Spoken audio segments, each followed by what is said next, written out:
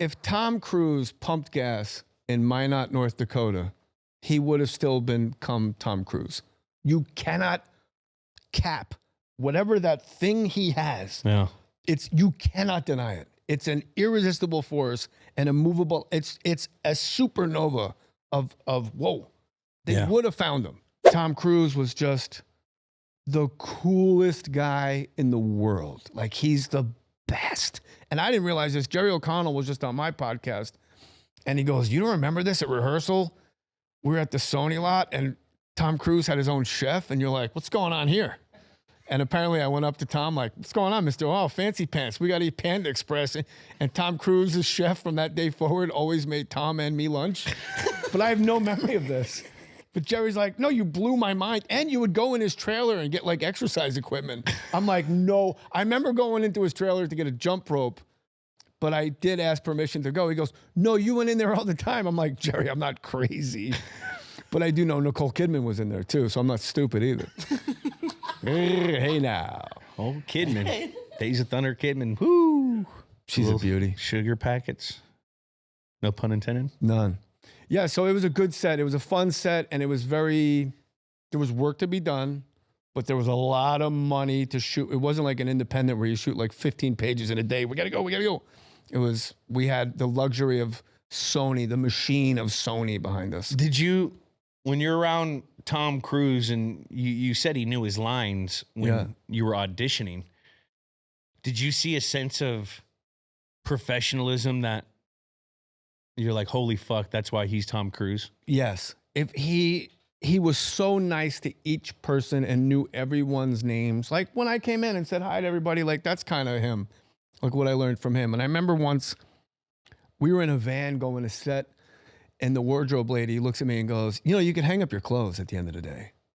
And I was a dick. I go, "Why? I don't work in wardrobe." And then they closed the van door, and Tom's in the front seat. He turns around and he goes, "You know, these girls, they busted our ass. They're here way before we are." And I was like, "Eee." So like ever since then, my shit's on a hanger, socks folded up, put in the shoes. Like, he's right. Yeah. And you realize acting is just a department. Like there's this massive, it's like the Death Star, and there's all these departments. Like, just be the least of everyone's problems in your department. Everyone's part of the team. Everyone's part of the team. Everyone's got a role. Tom was a really great guy, and I'm very lucky that was my first movie because I learned how to act on a set from watching him beat. But I'm a comedian. Like, I break balls a lot, and I can get out of hand. Back in the day, for sure.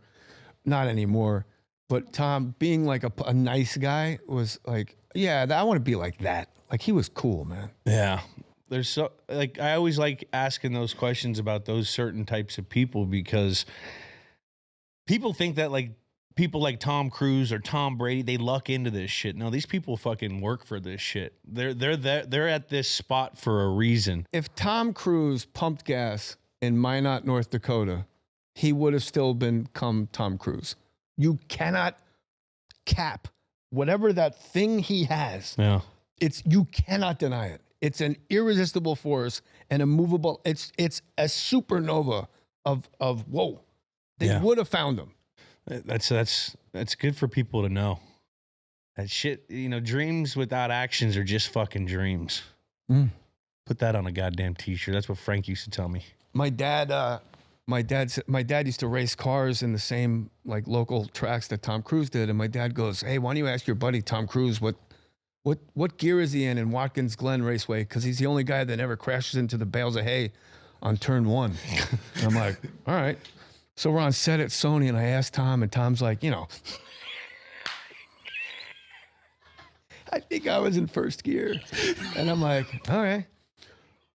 6 weeks go by. We're filming at Sun Devil Stadium in Tempe. I'm standing, it's 3 a.m. I'm throwing a football with the guy that plays my quarterback. And Tom Cruise comes running out of the tunnel. And there's very few guys that run like Tom Cruise. He's him and Leo. Exactly what you're him talking. And Leo DiCaprio are the 2 greatest film runners of all time. And he's just running right at me. He's like, JJ! I go, what? Hey, what's going on? I go, what's going on? He goes, what gear was your dad in? 6 weeks later. Like, that's the level of awesomeness you're talking about. Like he was in his trailer and went, I never asked him to follow. And he ran onto set and asked me that in front of 10,000 extras. That's incredible. You know what I told him? Get away from me, Tom. You bother me. And what people don't realize about Jerry Maguire was it premiered at number 3 that weekend. It was at Mars Attacks was 1 and Preacher's Wife was 2. Denzel. And then the next weekend, Preacher's Wife was 1, Mars Attacks was 2. And then I think week 3, it was finally number 1, which is never happened. Usually you drop half your audience each weekend. That movie was insane. Unbelievable. It was pretty damn good. Sugarman. Bob Sugar. Just Sugar. Changed my life. That was my first movie. That was your first movie. Yeah. Explain it to us. How'd you get it? I auditioned to be the quarterback that Jerry O'Connell played. Cush, yeah. And I just could not pull together a Southern accent that day. And then they said, will you audition to be the male nanny? And I said, sure. They said, well, the sides are in the hallway. Just memorize them best you can and come back. So the sides were 3 pages long, but the second page was all, the guy says in the movie, like, I want you to use this before his date with Renee Zellweger. You think he's going to give him a condom, but he gives him a cassette tape. And he goes, I had that cassette. I owned that tape. Yeah. So the page is him being really passionate. This is John Coltrane and Miles Davis, 2 masters of improv in their element with Cannonball Adderley and Philly Joe Jones on drums. And like I knew all the guys because I studied the liner notes. Yeah. So I memorized it in like a second. They probably thought I was like a savant. And I came back in, killed it. And then Jim Brooks said, what about Sugar? And I was like, yo, there's no way I'm doing that from the hallway. Like, give me some time. And they gave me a week to memorize it. I didn't own a suit. I had hair like Bret Hart, the hitman from WWE. Like I had pro wrestler hair. Did you cut it? I did not until I got the part, but I slicked it back as best I could. Oh, I had no business getting that part, but I killed it. I killed it. Absolutely killed it. And then I went in to read with Tom, and he tried to kill me with it. How? He knew all of his lines. He was completely off book, and it wasn't like, no, take your time. It's okay. It was like he was Jerry Maguire. He was getting fired, and he was fucking pissed at me and wanted to rip my head off. And if I couldn't hang, I get like it's like going from the jugs gun to Tom. Like, dude, run your fucking route. Like this is this. This is this. And at that moment, it was, and you know, it's amazing. I'm sure you get this in sports. It's like you're probably mid route going, oh, this is where guys flame out. This is where guys choke. No. All right, thanks for playing along.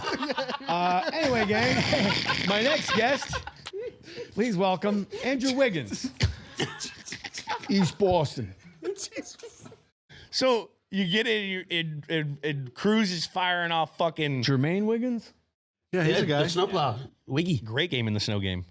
Hit like 4, 5, 6 catches. East Boston. He is East Boston. Yeah, I'll tell you. Yeah. So yeah, and then I did good with Tom, and there was a moment where, you know, I say, I came here to fire you, and he goes, and then there's a pause, and I have the next line, and I go, it's real, you should say something. So I just kept staring him down, and I let that pause grow, and I realized, oh, they're gonna think I forgot my line. So I kind of have all the power. So I just gotta measure when, before somebody says the line from the sides. And I could feel the tension like a balloon going up. And I went, it's real. And I just felt everybody going, oh my God. Like he fucking, like I tricked them. Yeah. And I was like, I got it. I know I got it. But in all fairness, I feel that off after almost every audition. Yeah. And you get like 1% of them. Yeah. I'm always like, I killed that shit. They're like, well, they went with your Aunt Ruth or something.